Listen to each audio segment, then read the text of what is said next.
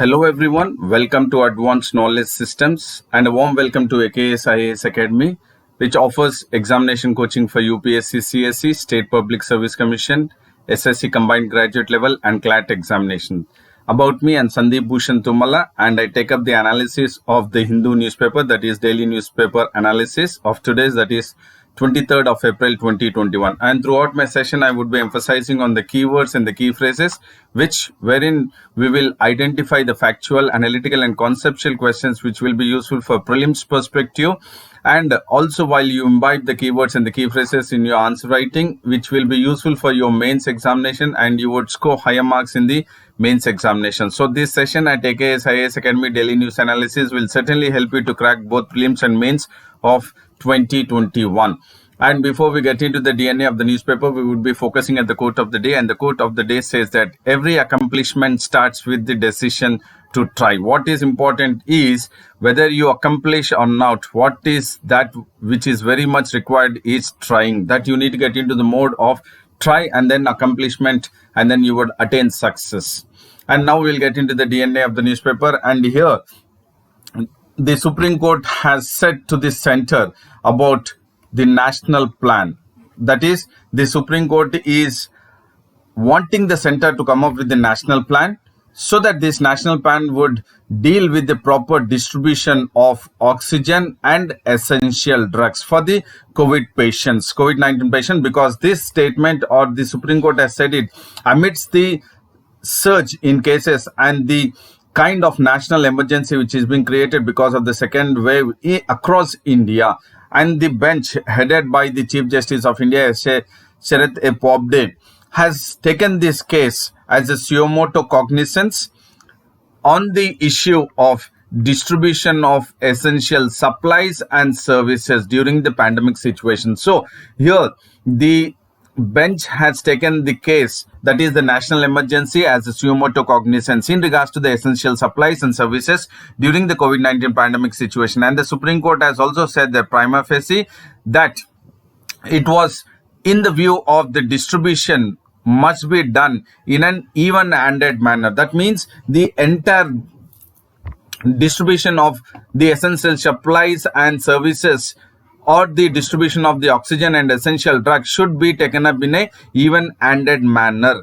And the court has also directed the notice to be issued to the union government and the state governments along with the union territories. And if there are any other parties involved, also the Supreme Court has directed to issue the notices that it wanted to showcase why uniform orders be not be passed to the or by this court. So that means the court is now in the mode of passing, or it wanted the uniform orders, that is in regards to the even-handed manner, the distribution of oxygen, essential drugs, essential supplies and services should be distributed. And this has been taken up as a national emergency by the bench of the Supreme Court as a suo motu cognizance. And it says that uniform orders should be passed in regards to the supply of oxygen, essential drugs, and then methods and manner of vaccination, and also in regards to the declaration of the lockdown.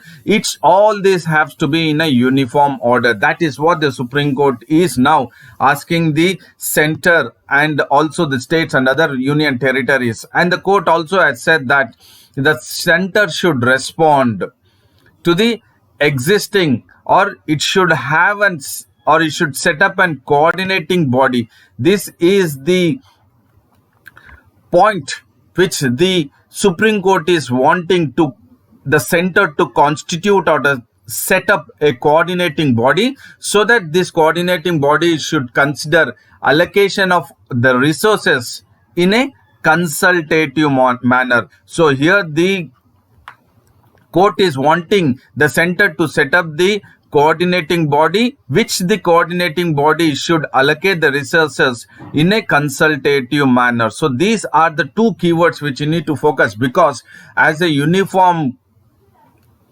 manner or uniform order should be taken up, so that there is a necessity of setting up a coordinating body if there is a already existing one, or else if there is a requirement that they should set up a coordinating body and that allocation of the resources should be in a consultative manner. And the top court has also appointed amicus curiae Harish Salve as amicus curiae so that it would assist the matter to the court. So what is mean by amicus curiae? That is in regards to the impartial advisor. So here Harish Salve would be an impartial advisor to the court in regards to the uniform orders which the court is asking the center to be taken up, and then in regards to making sure that there should be a distribution which should be a even-handed manner in regards to the distribution of oxygen, essential drugs, essential supplies and services during the COVID-19 pandemic situation. And the Supreme Court along with this has also focused at the national emergency because it relates that COVID-19 situation is a national emergency, and it is now agreeing to hear to the Vedanta's plea. So here we would look at the Vedanta's plea. That is, Vedanta is appealing, or it has petitioned to the court the opening of the Sterlite copper unit, which is or which was closed, which was situated in Tuticorin in Tamil Nadu, and this was closed because of the pollution concerns on May 2018. And now the Vedanta's plea, that is in regards to the Sterlite copper unit, it says that it wanted to be opened up so that it would produce thousands of tons of oxygen, and the Vedanta plea, that is Sterlite copper unit, would again give it to the free of cost to treat the patients. So this is the statement made by the Vedanta's plea, and the Supreme Court is now ready to agree to hear to the Vedanta's plea so that thousands of tons of oxygen would be given free of cost to the patients. So this is in regards to the polity, that how the Supreme Court has looked at this case as a suo motu cognizance, and it wanted a committee to be set up, that is a coordinating body which would be in a process called as consultative manner. And there is another news which talks about the operation which is now taken up to make sure that it would be part of the search and rescue efforts for searching the submarine KRI Nanggala. So this is a submarine which is Indonesian submarine which went missing on April 21st, 2021, which wherein 53 personnel were aboard, and Indian Navy has dispatched it deep submergence rescue vessel. So the keyword or the key phrase is that deep submergence rescue vessel from Visakhapatnam, the Indian Navy has dispatched it to support the Indonesian Navy for the search and rescue efforts for the missing submarine, that is KRI Nanggala. And this, the missing of the submarine, was an alert which was received by the Navy, and this was received by the Navy through the International Submarine Escape and Rescue Liaison Officer. So this is a key phrase, that how the Indian Navy has received the information of the missing of the submarine, Indonesian submarine KRI Nanggala, that is through the International Submarine Escape and Rescue Liaison Office. And this Indonesian submarine has been missing from a location that is 25 miles north of Bali. And this submarine, Indonesian submarine, was participating in a torpedo firing exercise when it went missing, which was 25 miles north of Bali. So here the key phrase what we need to focus is the DSRV, that is Deep Submergence Rescue Vessel, which Indian Navy has dispatched from Visakhapatnam to support the search and rescue efforts to the Indonesian Navy. And now we will focus at about the specialized capability of DSRV, that is Deep Submergence Rescue Vessel.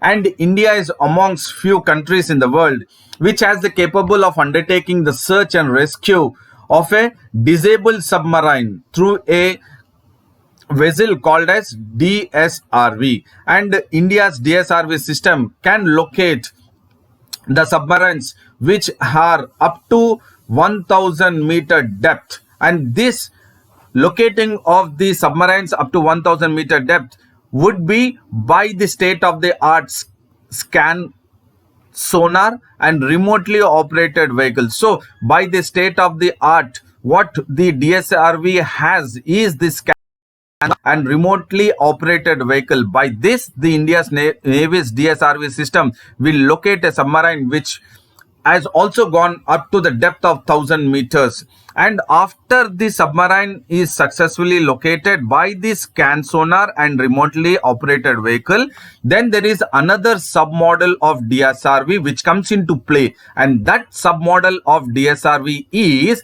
the SRV, that is submarine rescue vehicle. So once, what is very important is first to locate the submarine which has been submerged through the scan sonar and remotely operated vehicle, and once it is located successfully, then the submodel of DSRV, that is submarine rescue vehicle, now it will link the submarine to the rescue trapped personnel. So this is the submodel of DSRV, which is the submarine rescue vehicle. And once the submarine rescue vehicle can be used to provide an emergency supplies to the trapped personnel in the submarine. And along with the Indian Navy, it is the Singapore Navy and Australia which has also offered assistance, and it has praised its vehicle, that is the rescue vehicle, to locate the Indonesian submarine which has been went missing from April 21st, 2021. So here also you can look at the kind of technology, or else in regards to the technology which India uses in regards to the deep submarine or submergence rescue vehicle. And this is deep submergence rescue vehicle. So this is the one which can go up to the 1,000 depth inside the water, and it can locate through the scan sonar and remotely operated vehicle, and then the submodel of DSRV, that is submarine rescue vehicle, will link the submarine to rescue the trapped person and also provide emergency supplies to the submarine. So this is the image of DSRV, deep submergence rescue vessel. And now we have another news in regards to the WhatsApp petition which has been challenged in the Delhi High Court against the Competition Commission of India, that is CCI. And in turn, the Delhi High Court has dismissed the plea by the WhatsApp, which the WhatsApp has challenged the decision of the CCI, which the CCI has called for an investigation of the WhatsApp in regards to the controversial new privacy policy of WhatsApp. So here the CCI has called for an investigation into the WhatsApp new privacy policy, and in turn WhatsApp has challenged the Delhi High Court in regards to the decision taken by the Competition Commission of India. But the Delhi High Court has dismissed the plea of the WhatsApp challenging the decision of the CCI, and WhatsApp has contended that the issue of the private policy before the Supreme Court, because the CCI did not need to order the probe. Why this WhatsApp has challenged the Competition Commission of India with the Delhi High Court is because it says that when the issue of the privacy policy is with the Supreme Court, how can the CCI order or investigate in regards to the controversial new privacy policy? But in turn, the Delhi High Court has dismissed the plea. And not only the WhatsApp, but also the Facebook has also filed a similar petition challenging the Competition Commission of India, which is a watchdog, which it has come up with the decision of investigating the controversial new privacy law of WhatsApp. On the decision was taken up on March 24th, that to investigate the controversial new privacy policy of WhatsApp. So here what is that you need to focus is about the keywords are the WhatsApp, Facebook and the Competition Commission of India, which is a watchdog for the competition investments in India. And how the Competition Commission of India has argued in regards to the challenging or the petition filed against the Competition Commission of India in the Delhi High Court or in the Supreme Court. The Competition Commission of India has argued that the probe which is or the investigation which is being taken up is just to gauge whether access to data would lead to abuse of dominant position. So here in regards to the new privacy policy of WhatsApp, whether this privacy policy of WhatsApp or the access to the data by the WhatsApp would lead to the abuse of dominant position by the WhatsApp is the only argument made by the Competition Commission of India. That is the reason why it is investigating or probing in regards to the access to data by the WhatsApp. And the commission has also said that it was dealing with the WhatsApp's new privacy policy, whether it could lead to excessive data collection. Please do understand here a keywords which how this Competition Commission of India has argued that the kind of probe or investigation is liable because the access to data or access to data by the WhatsApp should not lead to abuse of dominant position, or it should also not lead to excessive data collection of consumers and thereby the use and sharing of the data in anti-competitive context. So here the Competition Commission of India says that the kind of usage or the sharing or the abuse of dominant position and the excessive data collection by the WhatsApp is in a anti-competitive context. So this is a key phrase. What the CCI has argued against the WhatsApp, that it is going ahead with the usage and sharing of the data of the consumers in an anti-competitive context.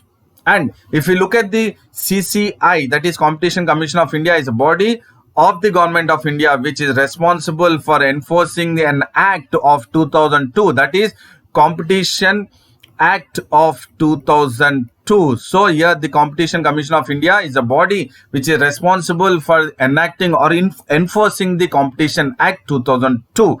And this Competition Act 2002 was established. Competition Commission of India was established in the year 2003. After the Competition Act 2002 has come into existence, then the Competition Commission of India has been established on 14th October 2003 and it became fully functional on May 2009 in India. So this is a information which is in regards to the CCI, which could be a probable question in the prelims perspective. And there is another information which is in regards to the climate partnership which India would want to partner with US, and Prime Minister Narendra Modi has announced that both India and US would launch energy and climate partnership. So this is a key phrase, that both India and US would go ahead with launching a partnership called as energy and climate partnership. When he has gone ahead with having an access during the Joe Biden's Leaders Summit on Climate. That is, during the Leaders Summit on Climate, the Prime Minister Narendra Modi has announced that India and US were launching a partnership called as Energy and Climate Partnership. And India says that, or Narendra Modi has said it during the Leaders Summit on Climate, that India is a climate responsible developing country and India would welcome partners to create templates for sustainable development in India. So as a climate responsible developing country, India would wish to welcome the partners to create a template, but those templates should be for the sustainable development in India. Please do understand, we are ready to welcome the templates, to create templates by the various countries, but those templates should be in accordance with the sustainable development in India.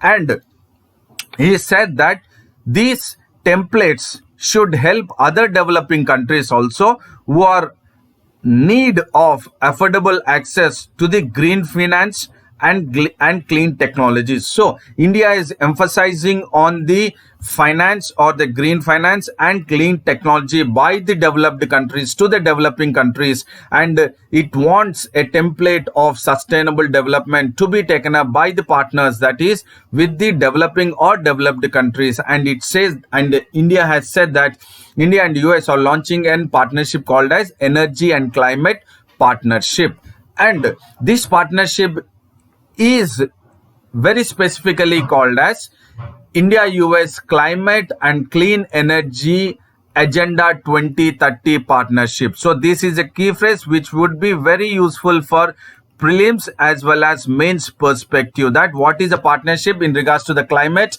which India and US has gone ahead with launching is India US Climate and Clean Energy Agenda 2030 partnership. And this 2030 partnership agenda will help to mobilize investments, to demonstrate clean technologies, and to enable green collaborations between the developed countries and developing countries. And the Agenda 2030 partnership goal would be to mobilize finance and to speed clean energy development, to demonstrate and scale innovative clean technologies. Those innovative clean technologies are needed to decarbonize these sectors in regards to the climate and clean energy.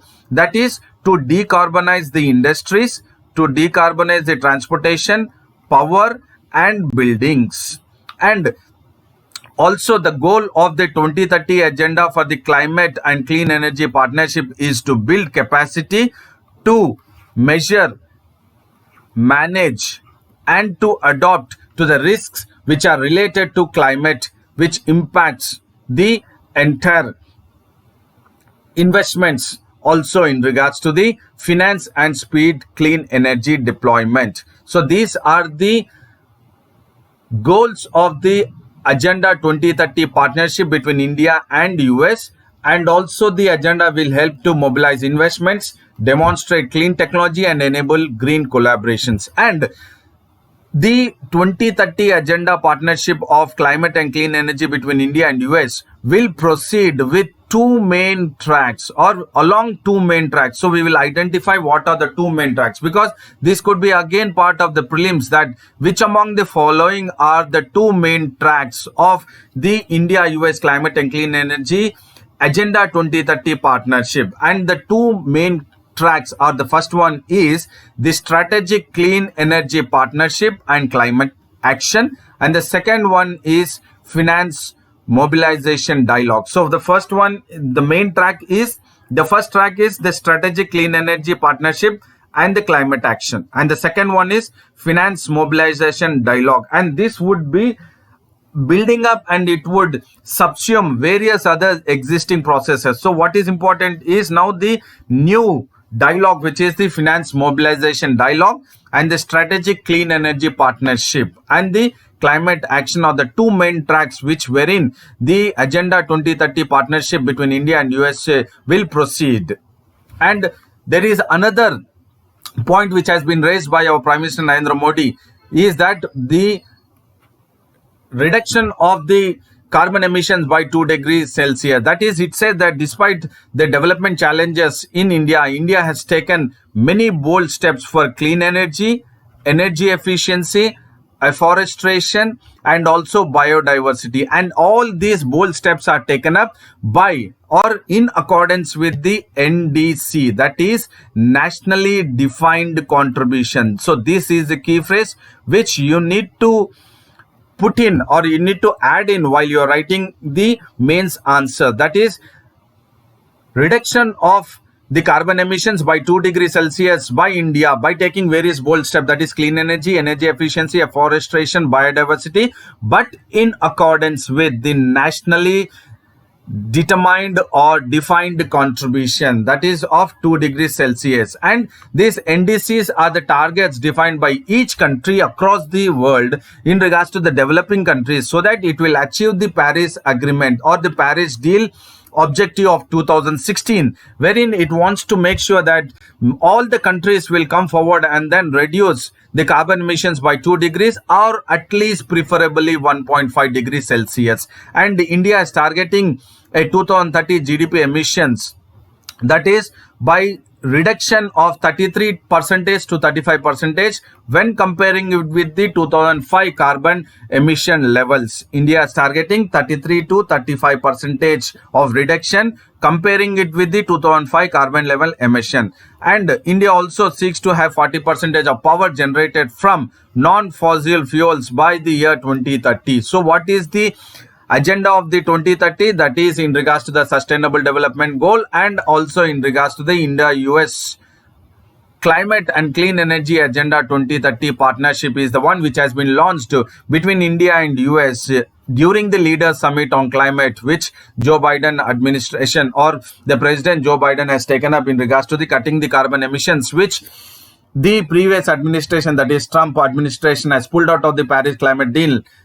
And now the Joe Biden administration is wanting to go ahead with providing the finance and also clean technologies to the developing countries so that they would make sure that the 2 degrees Celsius of cutting the carbon emissions would be a reality. And US has also come forward saying that it would cut 52% by 2030. And in regards to India, India has said that it would go ahead with the GDP emission intensity by 2030 by 33 to 35%, comparing it with the 2005 levels. And now we will compare it with what US has come forward. That is, US President Joe Biden has announced that US would go ahead with the cut in the greenhouse gas emissions by 50 to 52% by 2030, comparing it with the 2005 carbon emission levels. And US also said that it would double by 2024 its annual financing commitments to the developing countries, which it was taken up by the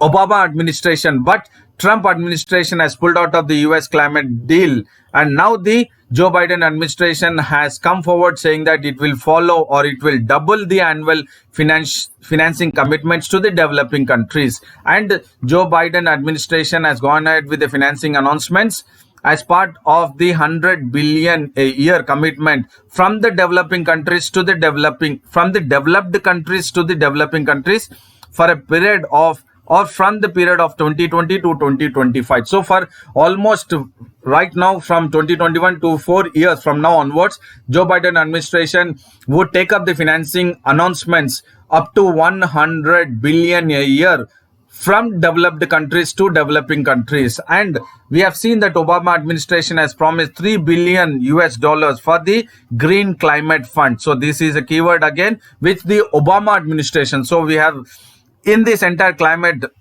Obama administration, again Trump administration, and now the Joe Biden administration, who are all getting into the mode of its foreign policy towards the climate change.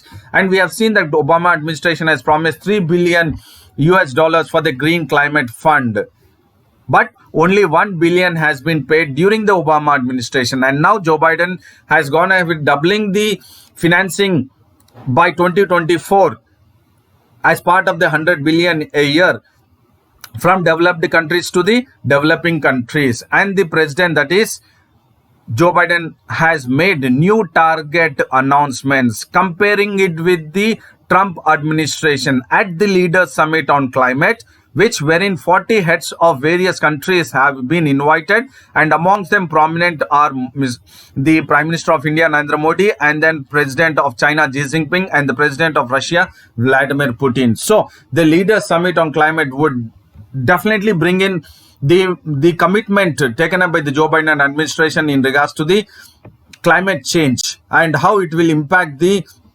developing countries also in regards to the Green Climate Fund and also the finance announcement, and also in regards to the making sure that it will also provide the clean technologies to the developing countries to cut short the carbon emissions, especially like developing countries like India, Brazil, and also South America. So this is in regards to the climate change or environment. In regards to the environment, also you can focus or global warming, that how India has gone ahead with having a partnership with US, and how the US has also come out with making sure that it would double the annual financing commitments to the developing countries and also give the Green Climate Fund to the developing countries. So I hope this session was very informative, knowledgeable, and also very much useful for the mains and also for the prelims perspective. So I would say a very big thank you to all. Good luck to you all. And then do maintain consistency, stick to your schedule and take care of your physical health and mental health. And do not forget to like the video, share the video, and also subscribe the AKS IAS Academy English Medium YouTube channel, and also have access to the website and also Telegram link of AKS IAS Academy. And then see you again tomorrow with the daily news analysis at AKS IAS Academy. And then till then, thank you, goodbye, and then take care.